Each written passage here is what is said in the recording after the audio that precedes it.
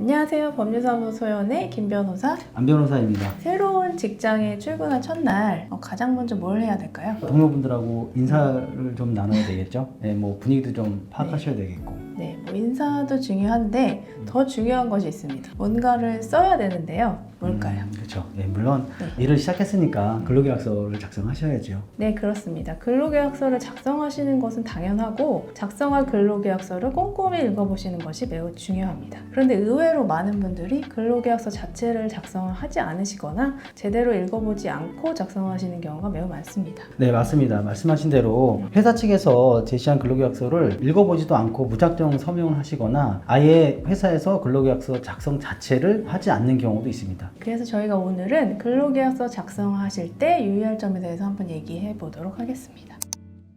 먼저 근로계약서는 언제 써야 될까요? 법적으로 근로계약서를 언제 써라 이렇게 명시된 규정은 없습니다. 다만 통상 근로계약서를 정상적으로 작성하신다면 근로가 시작되기 전 또는 근로가 시작된 직후에 작성하시는 것이 가장 좋겠죠. 그와 별개로 아르바이트처럼 단기간에 종료가 되는 근로계약이라고 하더라도 근로계약서는 반드시 작성하셔야 됩니다. 근로계약서는 이렇게 반드시 작성하셔야 되고 작성하신다고 하더라도 그 안에 내용을 꼼꼼히 보셔야 할 텐데요. 어떤 내용이 들어가야 할까요? 근로계약서에는 임금이나 소정근로시간 또는 휴가나 휴일에 관한 규정 그리고 근무 장소 이런 것들에 대해서 명확하게 기재를 하셔야 됩니다. 네, 그렇습니다. 그럼 조금 더 구체적으로 얘기를 해보면 근로계약서 작성할 때 임금과 관련해서 꼼꼼히 봐야 되는 내용이 있을까요? 네, 물론 근로 제공은 임금을 목적으로 하시는 것이기 때문에 다른 여타의 사정보다 임금에 관한 사항은 꼼꼼하게 확인하시고 꼭 명시한 금액대로 이루어지는지를 확인하셔야 됩니다. 예를 들면 월급은 300만 원이라고 말을 해놓고 실제 근로계약서에는 이러이러한 사정을 대면서 250만 원이라고 그냥 기재를 하자 이렇게 말을 하면 그 말을 그냥 고지고대로 믿고 근로계약서에 서명하시는 근로자분들이 계십니다. 근데 그것은 이후에 사용자분께서 실제 말씀하신 대로 300만 원을 지급하는 것이 아니고 근로계약서에 기재된 대로 250만 원을 기재하는 경우에 문제가 될 수 있습니다. 설사 그것이 소송 분쟁으로까지 이어진다고 하더라도 추가 임금을 청구하는 근로자 측에서 입증에 관한 것을 부담해야 되기 때문에 근로계약서에 기재된 것이 아닌 다른 사정이 있다는 것을 입증하기는 굉장히 어려울 수 있습니다. 그래서 그런 부분을 꼼꼼히 살펴보셔야 되겠습니다. 네, 말씀하신 대로 근로의 대가인 임금은 매우 중요하기도 하고 분쟁의 소지가 가장 큰 부분이기 때문에 당연히 명확하게 확인해 봐야 될 것 같습니다.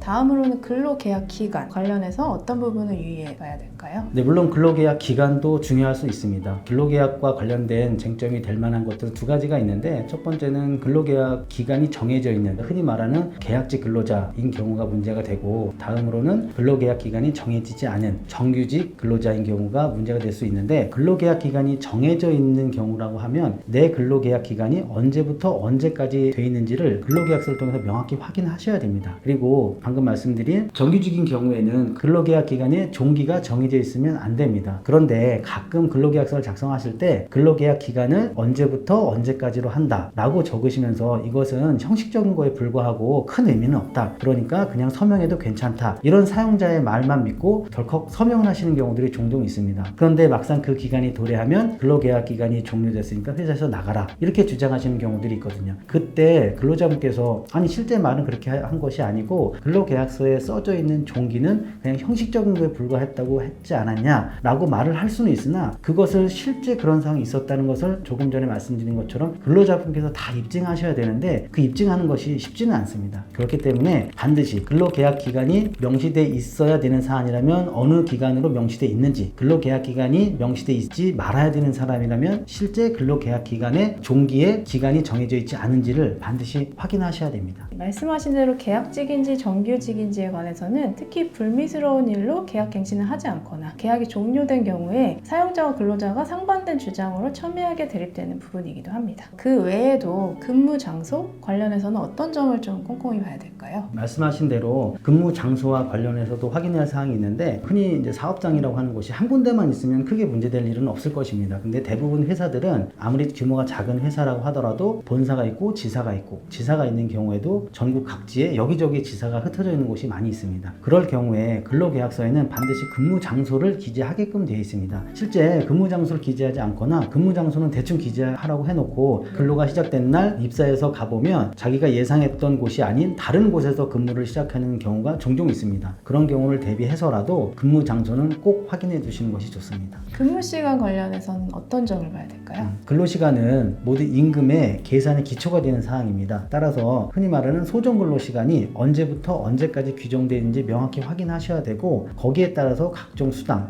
야간근로수당이라든지 연장근로수당이라든지 이런 것들이 변동될 수 있기 때문에 근로시간도 꼭 확인하셔야 되는 중요한 사항입니다. 다만 한 가지 말씀드리면 아무리 근로계약서에 기재하고 서명했다고 하더라도 근로기준법 규정에 미달하는 내용은 효력이 없는 경우도 있음은 명심하셔야 될 것 같습니다. 근로계약서와 관련해서 사용자 측에서 특히 알고 있어야 할 점이 있을까요? 중요한 사항은 다 말씀을 드렸는데 사용자 측에서 꼭 명심해야 될 것은 근로계약서 자체를 작성하시는 것입니다. 작성하고 교부까지 해야 근로기준법에서 요구하는 의무를 다 지키는 것인데 작성하지 않는 것은 당연히 문제가 되겠고 어느 경우에는 작성은 잘 해놓으시고 교부하지 않는 경우가 있습니다. 작성하지 않거나 작성했는데 교부하지 않거나 둘 다 똑같이 500만 원 이하의 벌금이 선고될 수 있는 범죄 행위임을 명확히 인지하시기 바랍니다. 그 외에도 작성도 잘 하시고 교부까지 잘 하셨는데 근로자가 퇴사했으니까 그 근로계약서는 더 이상 효력이 없겠다라고 생각하시고 일방적으로 폐기하시는 경우가 있습니다. 그러시면 절대 안 되고 근로계약과 관련돼서 생성되는 모든 서류는 근로자가 퇴사한 이후에 3년간 보존하셔야 됩니다. 이것도 큰 의미가 없는 규정이 아니고 3년간 반드시 보존하셔야 되고 3년 동안 보존하지 않으시면 500만 원 이하의 과태료가 부과될 수 있는 사항이기 때문에 이것도 꼭 염두에 두셔야 되겠습니다. 참고로 이렇게 근로계약서나 관련된 서류를 보관하고 계시면 추후에 근로자가 사용자가 무슨 사항을 위반했다고 하면서 근로계약서를 제시했거나 근로계약서에 제시 없이 일방적으로 진정을 넣었을 경우에 보관하고 계시는 근로계약서를 기준으로 거기에 대응을 하시면 보다 더 유리한 결과를 이끌어낼 수 있습니다. 네, 그렇습니다. 근로계약서는 근로자, 사용자 모두가 자신을 보호하고 또 추후에 분쟁이 발생했을 때 자신 주장의 근거로 삼을 수 있는 중요하고도 기본적인 문서입니다. 상담을 하다 보면 의외로 근로계약서 자체 작성을 하지 않으시거나 또는 자신이 이미 서명한 근로계약서 내용도 모르시고 계시는 경우가 상당히 많습니다. 네, 그렇습니다. 새로운 회사에 입사를 앞두고 계신 분들이거나 아니면 새로운 근로자를 채용하시려고 하는 사용자분들께서는 이렇게 말씀드린 근로계약서의 작성 또는 교부가 얼마나 중요한지를 꼭 확인해 두시고 정확하고 명확한 그런 근로계약서를 작성하고 보관하시면 큰 도움이 될 것 같습니다.